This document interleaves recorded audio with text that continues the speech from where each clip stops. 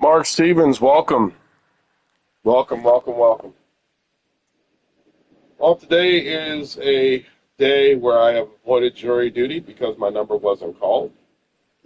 So that's one thing of I guess, good luck. The only next thing that needs to happen is uh, income money and a new career. That's it. So we're halfway there. The year is still young. Of course, I'm saying that probably ironically. Like I told people, um, the Oriole Parks are coming. This is Oriole Park 1, built in 1883 until 1889. Um, Good luck with that. Oh, man. Let me just put it to you this way, my friend. I'm too old, especially in this age in my 30s. I think you get to a certain point where, like, there's certain things that you're willing to tolerate when you get into your teens and your 20s that you just don't put up with in your 30s because you're too smart for it, or you're too what's it called? Headstrong. You got the confidence built up, you know. And it's like at some point, man. I mean, man, it'd be nice to make money on this YouTube thing. It'd be nice to make money on this TikTok thing, so I can live life a little bit easier, you know. I just, this post-COVID world is crazy, man. I'm just gonna say that. So, but thank you for the support, man. Thank you, thank you, thank you.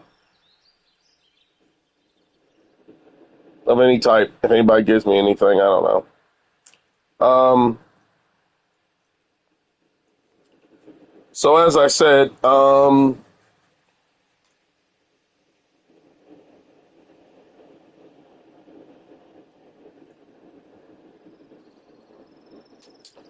Oriole Parks are coming. And I recently talked to the Baltimore City Archives to get a more accurate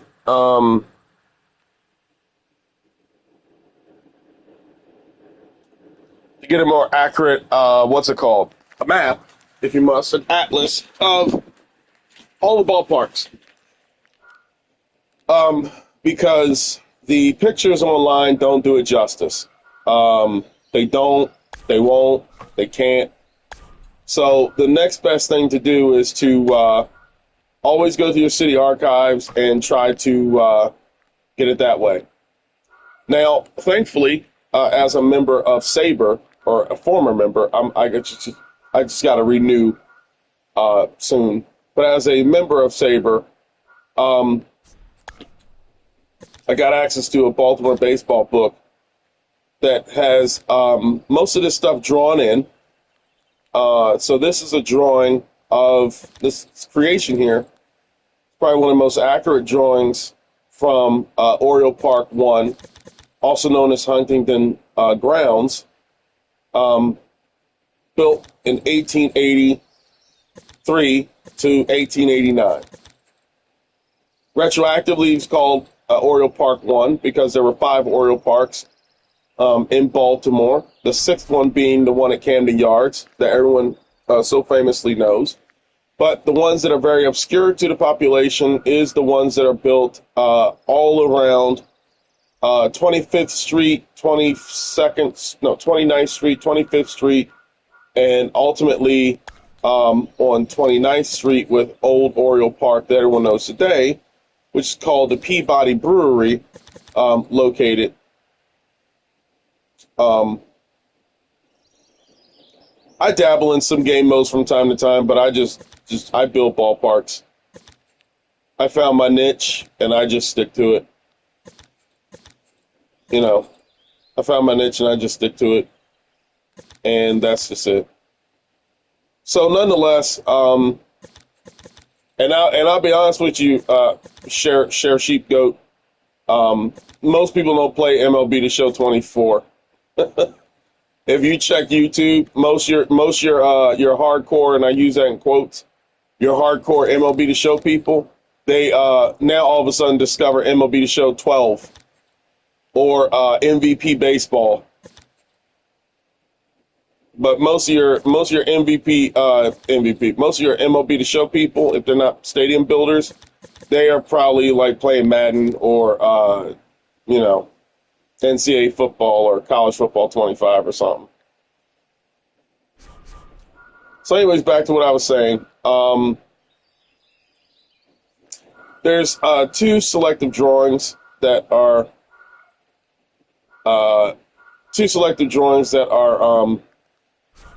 placed in interest here. They are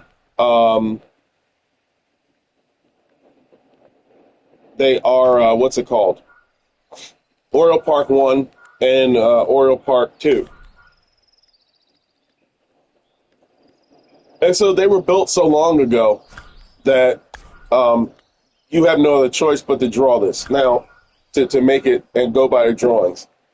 A modern day map of this area looks entirely different. You're talking about 140 years worth of annexation changes and things such as that. So,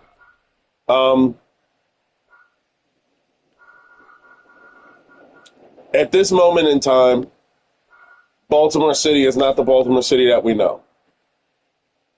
This is a time period where these ballparks, the first one was built off of York Road and Huntington Avenue, which was later changed to 25th Street once it became annexed around the 1880s.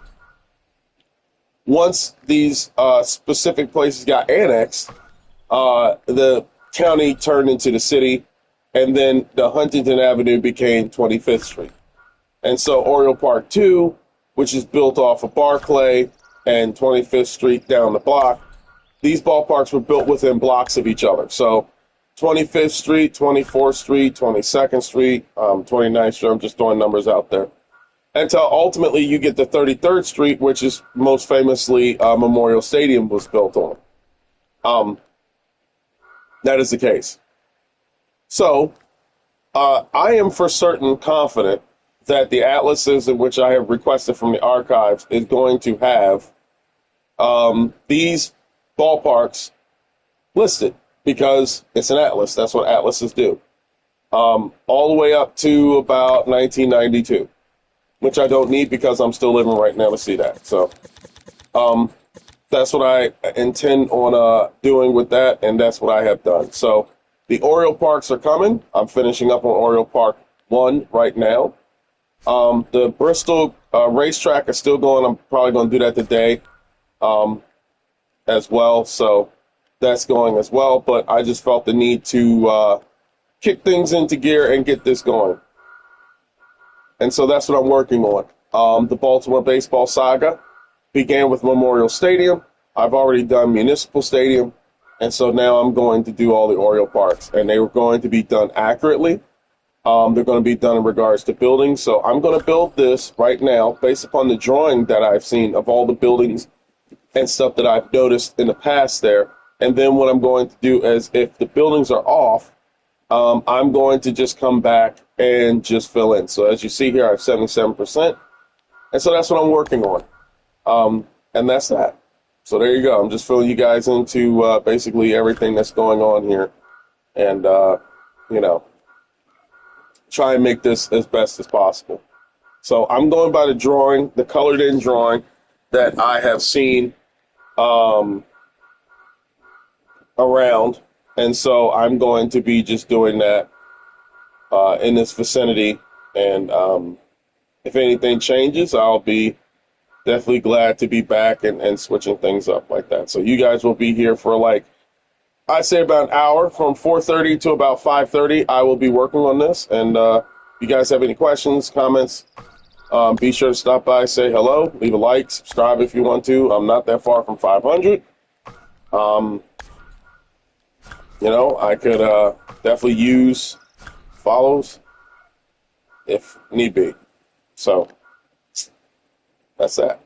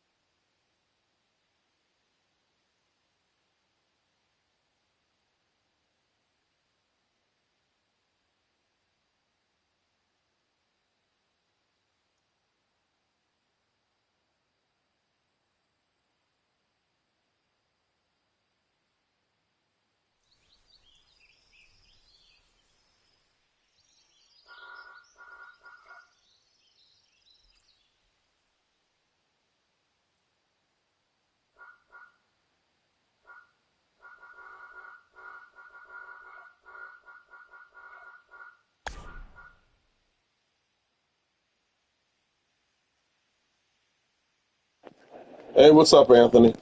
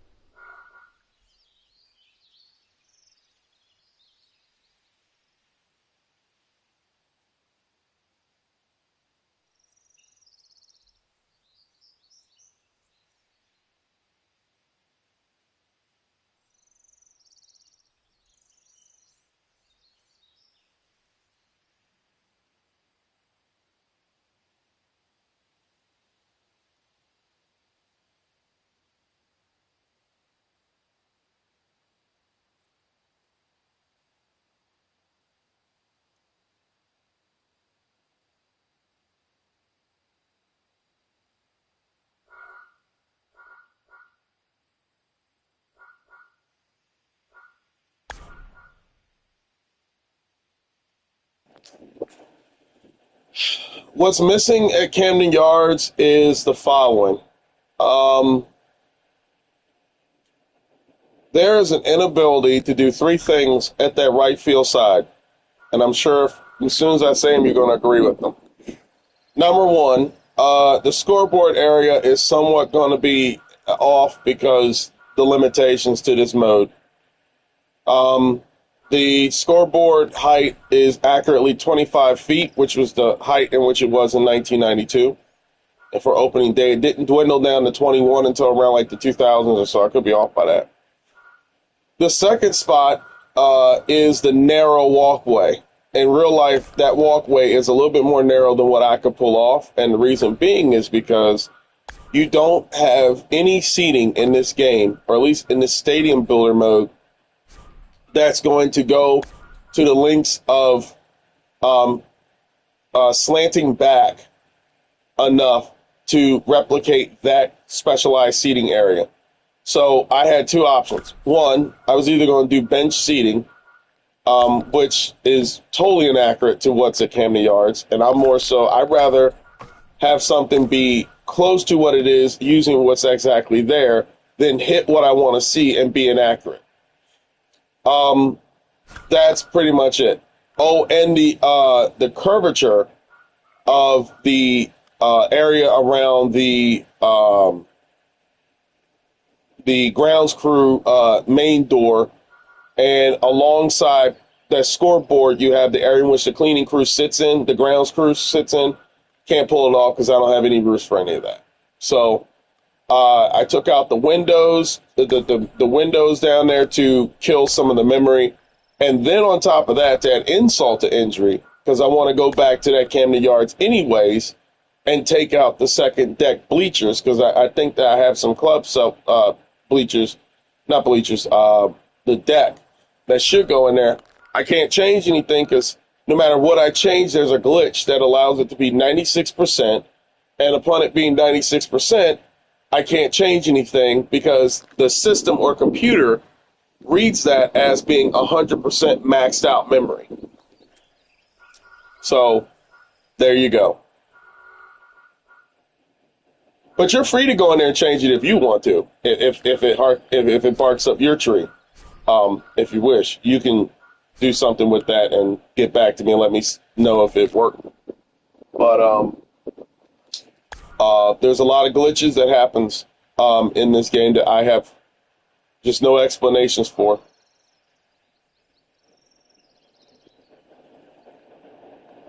Yeah, it's just the issue is that Anthony in this mode, In this mode, here, I'll show you.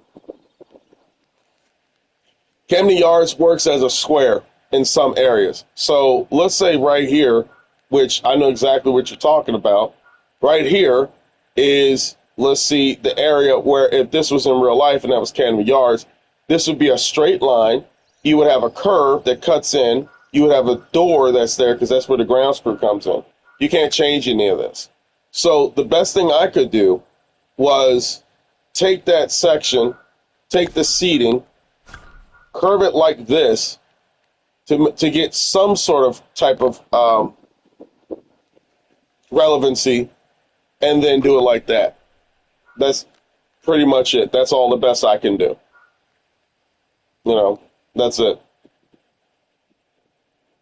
Until they come out with something that you can edit everything and map everything, that's just what it's going to be. So, sorry, my dude. It is what it is. And including that, with the glitches and everything, with certain ballparks that you do, what's it called? You do completions, and sometimes it just glitches up. You know, it glitches up, and you can't, square anything off. You can't cut anything off. It is what it is. So my only other option is to either redo the whole entire thing with the updates and stuff in it. Yeah. But, maybe it is a glitch. I don't know. Who knows with this game? Who knows? It's August. I've given up. It's the pennant race. We got 2 months left of baseball. If they haven't fixed anything at this point, they most likely ain't going to fix it. So I'm not, I apologize in advance for what you guys put up with if you play my ballparks and you get glitches and errors and stuff. But, in my maps, I do everything possible within logic and reasoning to push everything to its farthest length of authenticity so that you get the full immersion when you play in my ballparks. But, I didn't make the game. But, hey, thank you for playing it, though. I do give you that. Thank you for giving it attention. But I don't, That's why on a couple of my streams that I made this week, I think, I said I'm just going to stop. I'm not, giving it attention anymore. Everybody who goes in these streams know how I feel about SDS, know how I feel about SDS glitches, and how they don't do anything about them. They don't fix anything. They have the narrative that they fix one thing here, it creates a problem elsewhere. And I'm like, look, man, I don't get paid for this on YouTube or by them. So I just, it is what it is. So I'm going to build the ballparks that I envision, and I'm just going to get on with my life.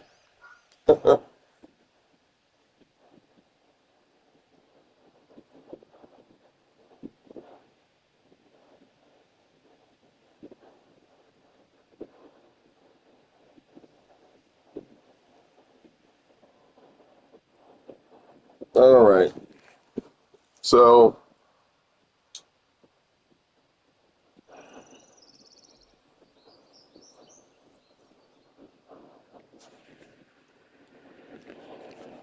yeah, the thing is, Anthony, this year I actually have less to do now because they ported everything over. Because in all honesty, I was thinking about not coming back to do this year if they didn't port stuff over. So a lot of my ballparks from last year has this glitch and error where the signs, the big black signs that I like to use, you can't use those near your walls because for some reason it impacts the wall space and stuff. So I had to go back with Ebbets Field and redo that. Ebbets Field has been redone recently. I had to go back and redo Busch Stadium. I had to redo that. I think Tiger Stadium is okay. Tiger Stadium is okay, but I want to go back to Tiger Stadium for the sake of the outside area that you're probably never going to see, but I'm going to notice there. Um, Riverfront probably needs to be revisited again because I honestly was on the verge of making a different version that was cut off and taken out by construction for the building of the new ballpark. I think that would be cool to do. So, um, the ones that I had when I built 22 and 21, 21 I did a lot of ballparks extensively. I did Negro Leagues, I did Oriole Parks. In 22 I did my own Kaminsky field, Kaminsky, what's it called? Park. Kaminsky Park. I did those. I did Seal Stadium. Um, so they'll be coming. They'll be coming. I just wish I had more time. For some reason in 21, I'm still sitting up here trying to figure out, like, why did I have more time in 21 than what I do in 24? And I can't come up with anything. I had a better job back then. That had something to do with it. You know, but I'll.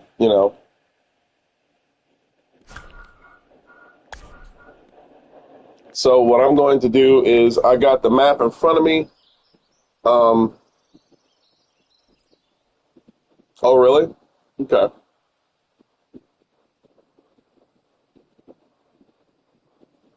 Yeah, I implore people to have fun with these, man. Like, my fun is to build this stuff and to get it as accurate as possible.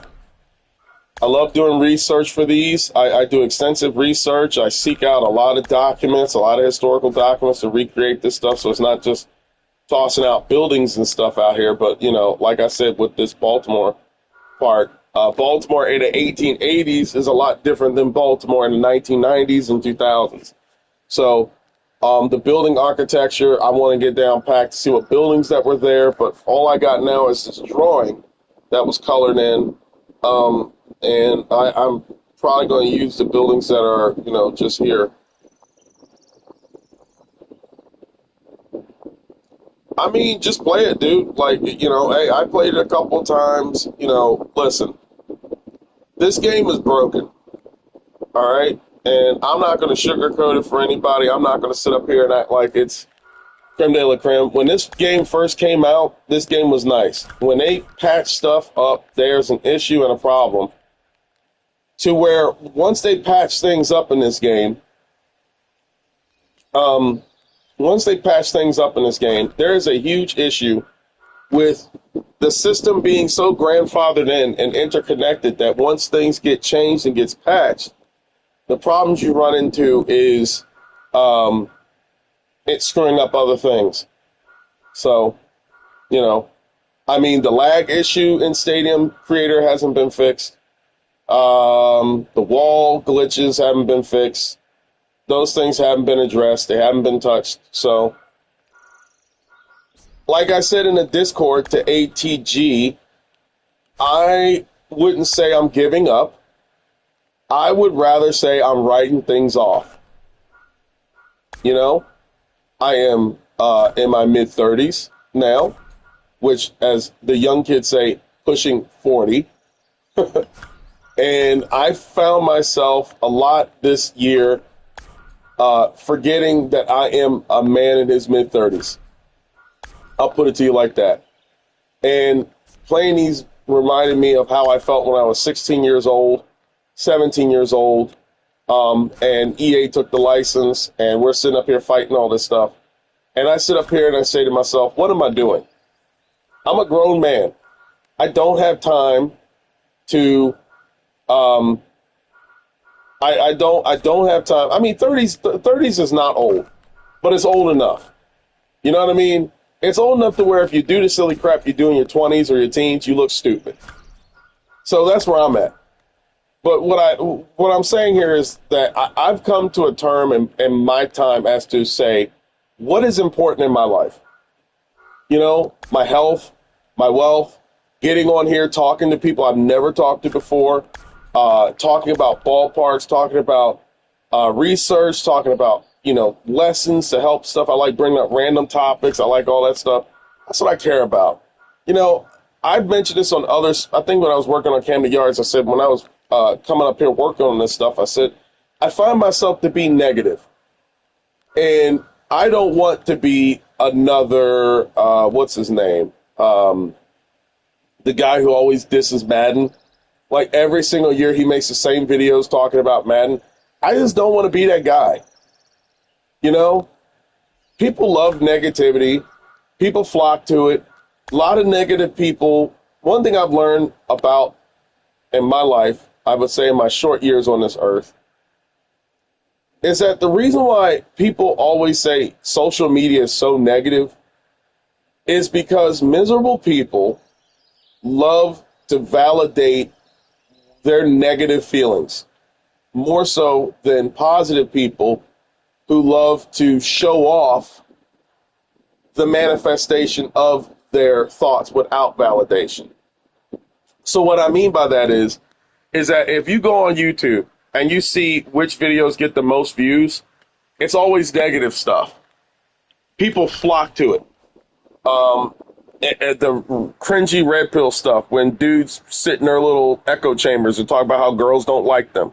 You see a whole flock of guys flock there. But you will see a decrease in a crowd audience if you were to make content about how to wear a suit better, how to get a haircut, how to wear your dress shoes, how to do those types of things. It's the same thing here. It's one thing to make a video about how to improve Madden. It's one thing to make a video about how to improve MLB The Show and what to bring to the table for that, if you feel like doing that.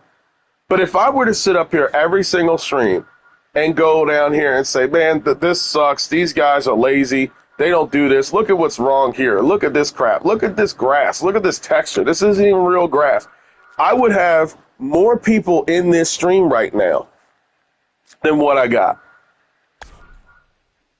And that's a sure bet. Excuse me. Sure bet. I would have more people in this stream right now. My subscriber count would be much higher.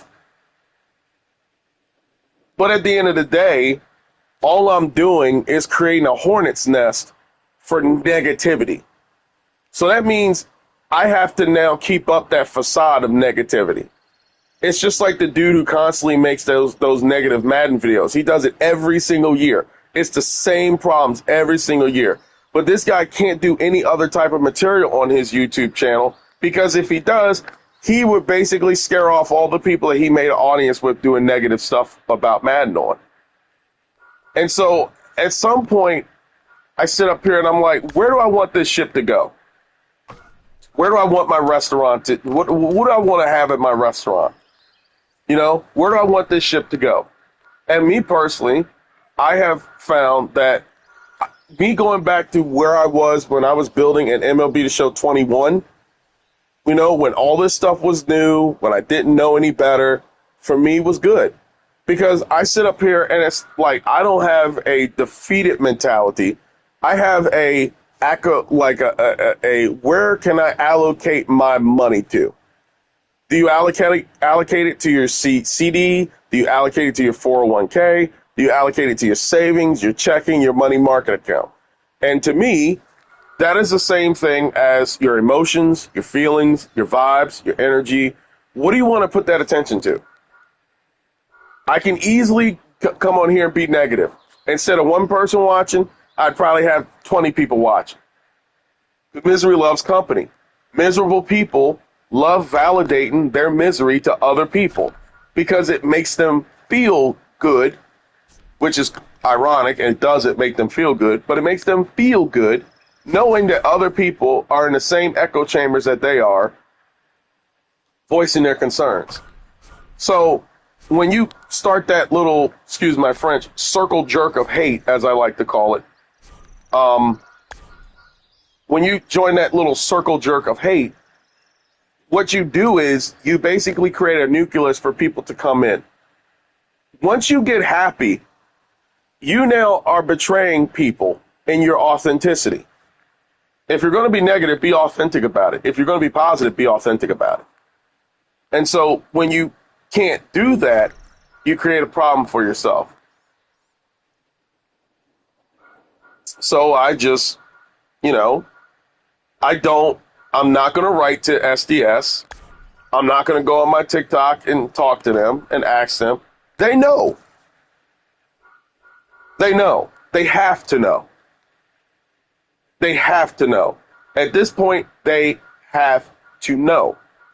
And you as a consumer has to understand that. Once you understand that, you come to a fork in the road and you say to yourself, I keep going to this restaurant. The pasta sucks.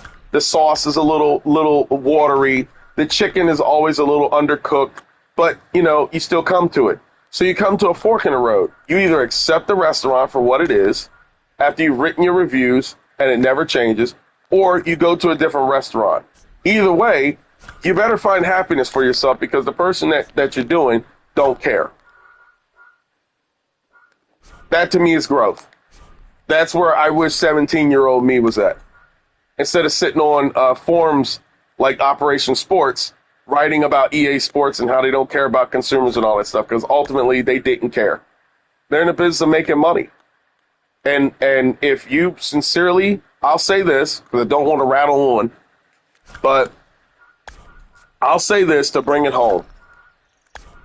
If you guys sincerely are tired of a product and you're tired of the direction, the way things are going, the one power you have as a consumer is the following.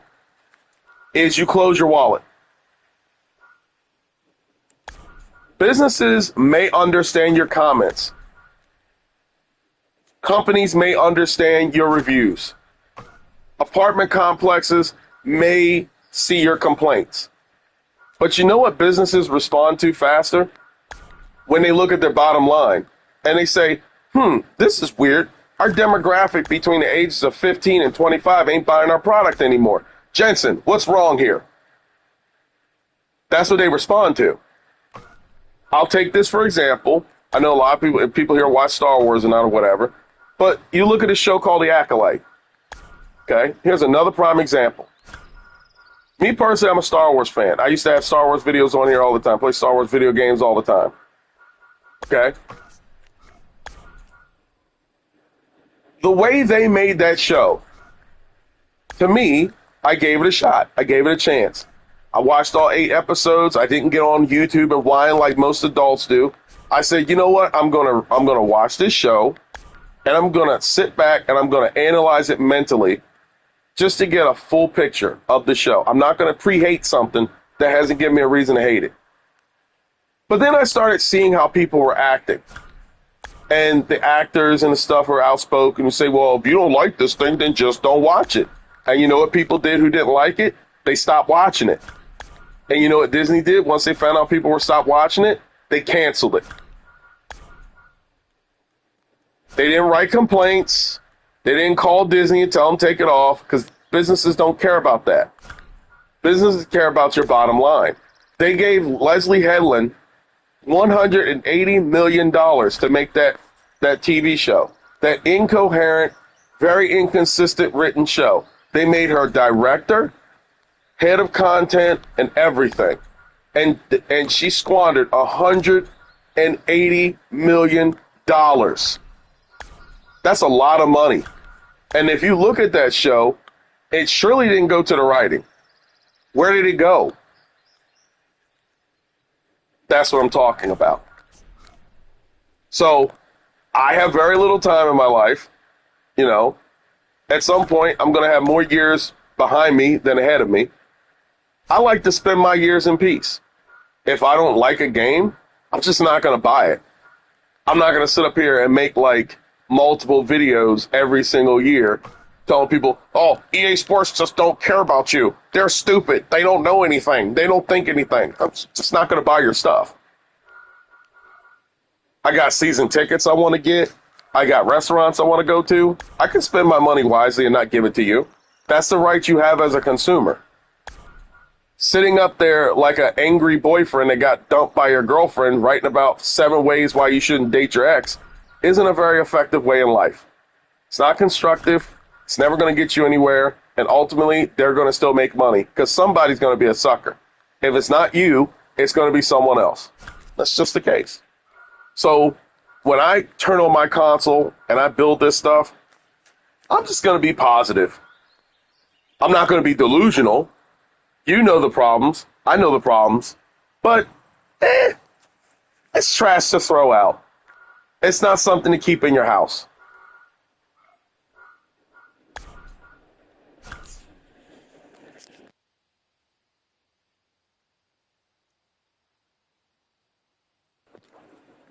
Call of Duty does what they do because the people speak with their wallets.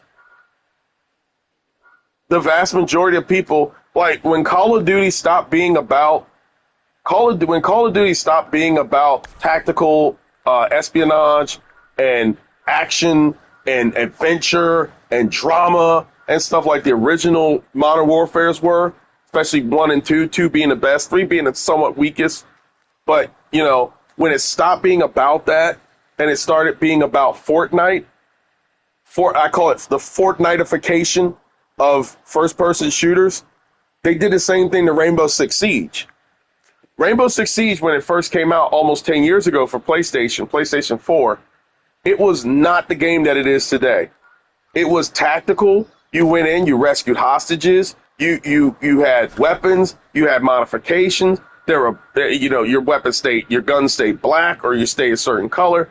Now you look at it, that game went down the hill the minute that they had 10 and 8 and 10-year-olds jumping out of windows, spawn killing people. Because guess what? They were doing it in Call of Duty Black Ops.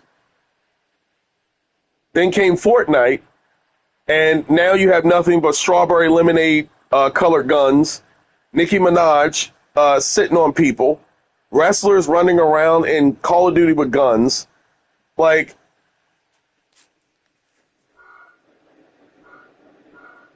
people buy it. People talk with their wallets. People talk with their viewership. It's the reason why the Kardashians are rich and famous. Because for as many people who sit up here and say, I don't see why they're famous, there's a person out here who say, shoot, girl, I must go home and watch this show. I like this show. At some point in your life, brainless reality TV content shouldn't be interesting anymore. I just say it. If you're around your mid-20s, late 20s, and you're still watching the real world, and you're still watching, like, reality show TV, like, what are you doing? If you want to do it, it's your life. God bless you. But what are you doing? There's no content there. I used to watch the stuff as a teenager because I was a teenager. Hell, when I was growing up, I grew up watching The Fifth Wheel, dating shows and stuff like that. I wouldn't be watching that crap now. It's brainless. It's cavity. It's brain cavity. It's rot. But obviously shows are still on and people like it. People speak with their wallets. And Call of Duty's problem is Call of Duty said that they were going to take a step back in regards to their Call of Duty was going to take a step back in regards to their production, and they were going to release titles like bi-yearly and all that type of stuff. But it's not about quantity, it's about quality. It's about like if you don't take your product seriously, then how in the world do you expect other people to take your product seriously? Like, I'm playing Call of Duty for the immersion. I'm playing Call of Duty for strategy, for all that type of stuff, and military-style strategic playthrough. I'm not playing to see Hulk Hogan camping out on a ship deck sniping me off because that's one of your celebrity skins. Or having, what next, Batman run around with a gun? Like, what are you going to do?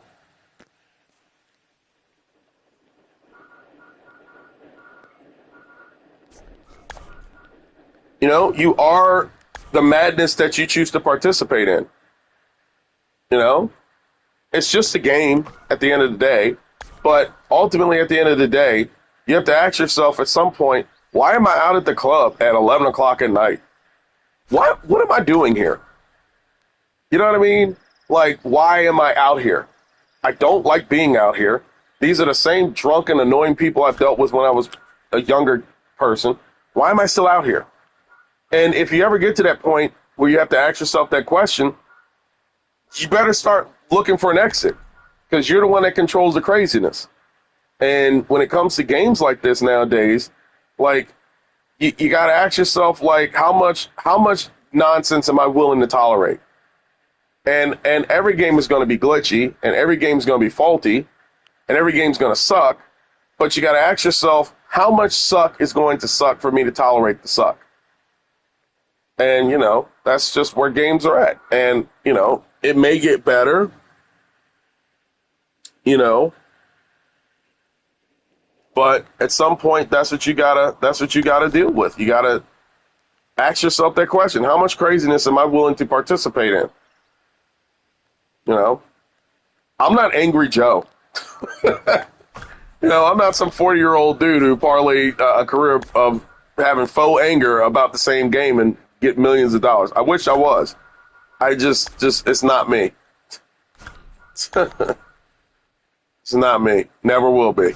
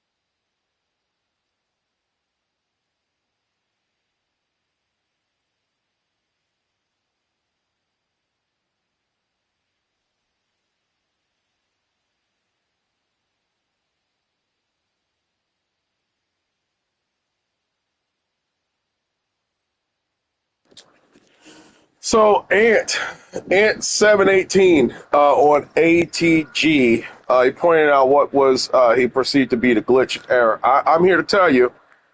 Thank you for bringing that to my attention. What that is, okay? What that is at Camden Yards. There's a grounds crew window. Excuse me. There's a grounds crew window that's there. And so that's where I can't even talk. That's where that comes from. Okay, that's where that comes from. Um, that's where that comes from. So that's done on purpose, my good man. That's done on purpose. The reason being for that is because the window is for the grounds crew. That's that's what I try to replicate for that. So.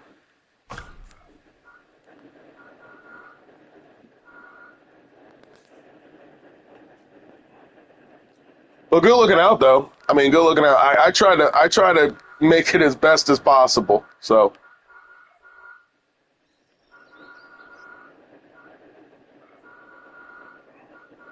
all right. So I'm almost done here. We're at 96%. I'm gonna try and I'm gonna try and use every single ounce of I'm gonna try and use every single ounce of the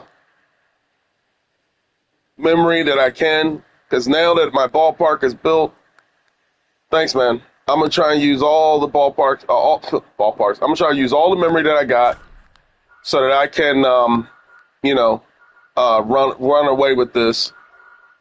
Um, so that's pretty much what I'm gonna do with this. I'm gonna run away with it and get as far as I can with this. 1890. So the technology that exists, I think, is the. Let's bring it up real quick.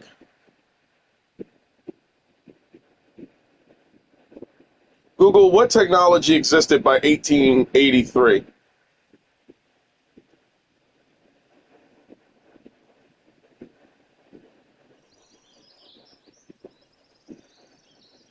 All right, so we have the analytical engine, first solar cell, the Brooklyn Bridge, what was invented in 18. Now, the interesting thing about the analytical engine, first computer that resembled the modern machines we see today was invented by Charles Babbage between 1833 and 1871.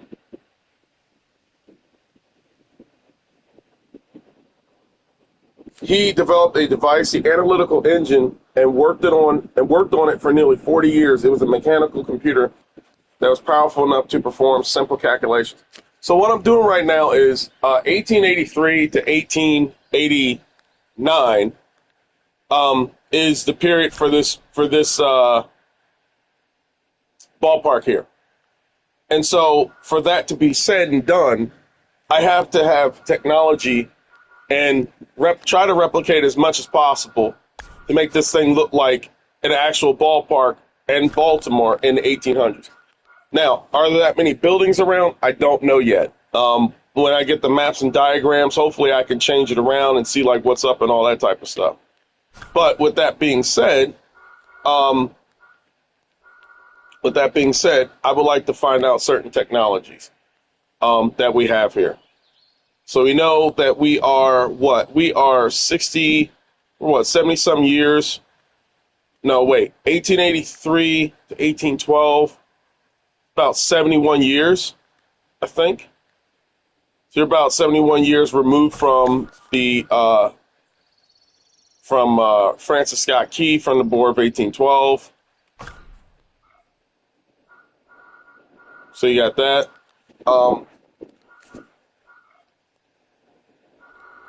We'll try and fill it in as much as possible.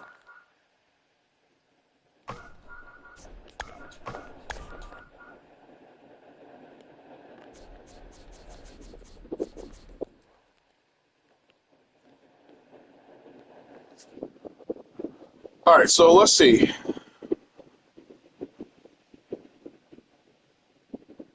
Cash register, Coca-Cola, seismograph, metal detector. This is 1880s. Google, when were telephone poles invented? 1844. All right. Google, when were telephones invented? 1876. Google, when were streetcars invented? 1832. Google, when were trolleys invented? 1834. Google, when was newsstands invented?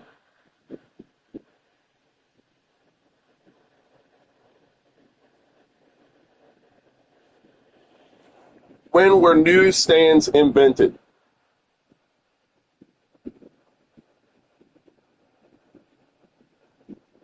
Mid-19th century. Got it. So we say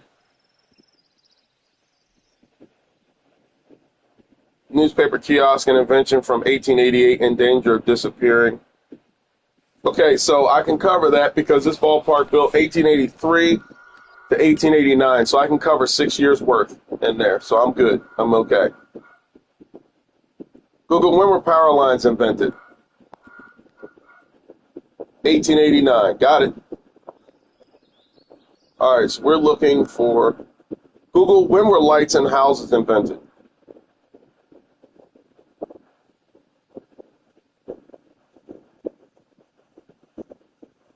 1835, 1879, 1882. By 1925, half of all homes had electric power, so we can't do that. Google, when were popcorn carts made?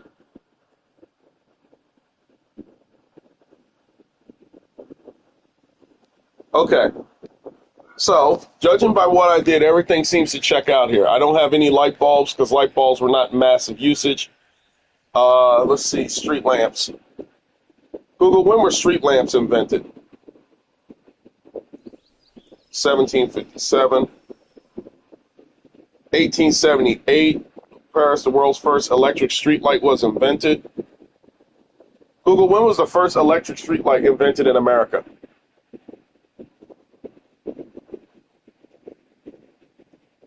1879.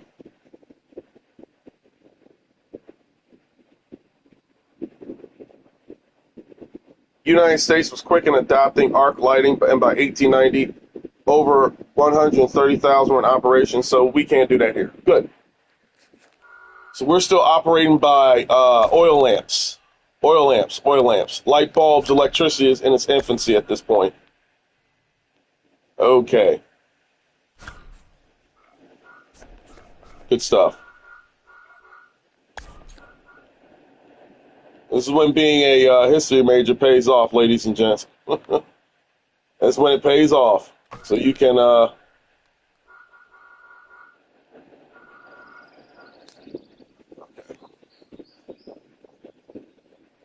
Google, are there any churches located off 25th Street in Baltimore?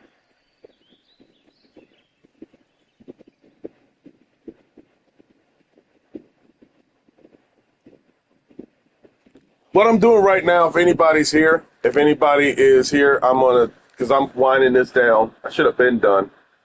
Whatever. 2:46. All right. For anybody who's here, what I like doing here is I like practicing what I preach. And one thing I preach is very simple. I tell people, always use whatever you can or whatever you have in practicality. So if you have resources, use them because you can. Use them because they're necessary. Use them because you want to. Okay. A lot of people don't, and whatever. All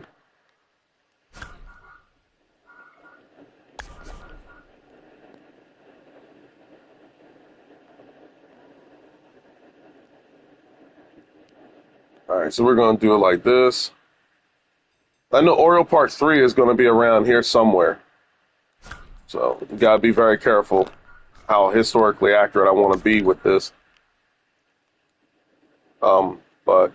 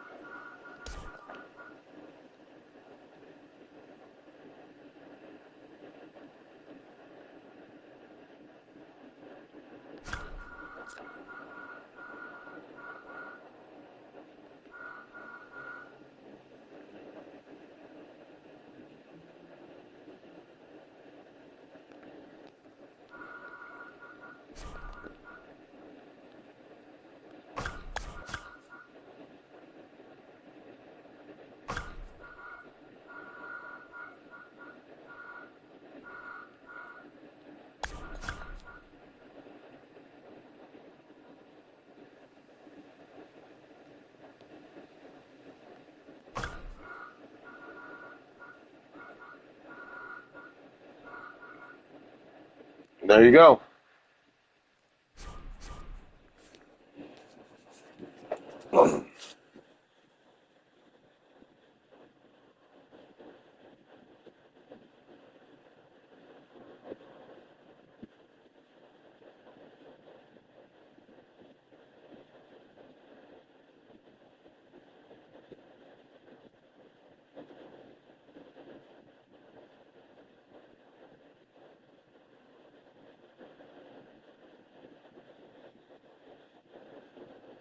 Bring up Memorial Stadium.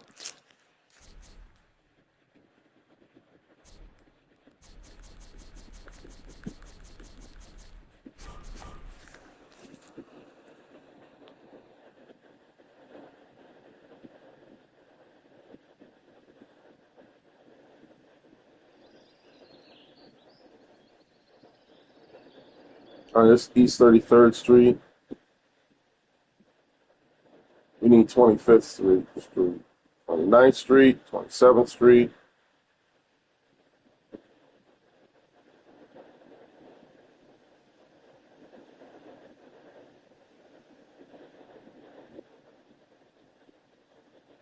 Bring up any church on 25th Street.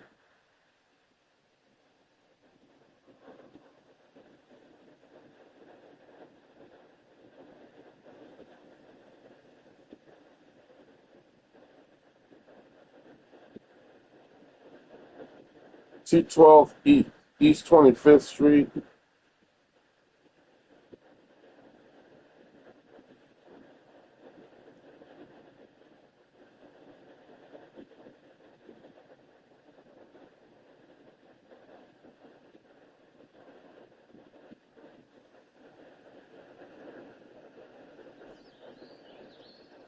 Okay, here we go. Antioch Apostolic Church. Okay, we are East 25th Street. Where are we at? Barclay. Okay, here we go. We're getting there. Now, this is where this is at. Spiritual Deliverance. That church looks. Okay.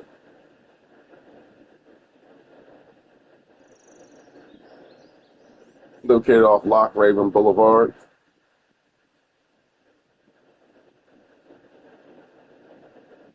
The Holy Temple Holiness Church.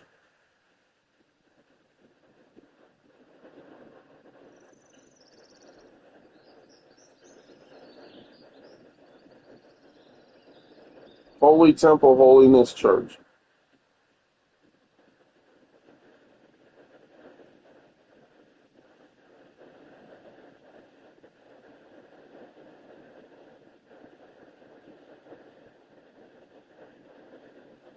Google, when was Holiness Temple Holiest Church built?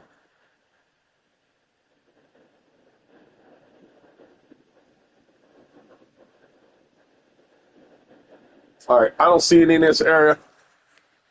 All right, so this is what I'm going to do. I'm going to be at peace with this. I'm going to film, I'm going to upload, and then I'll be working back on Bristol. So most likely the next one is going to be Old Oriole Park 2. So that's going to be fun to make, and then I'll be moving on to the next ones. So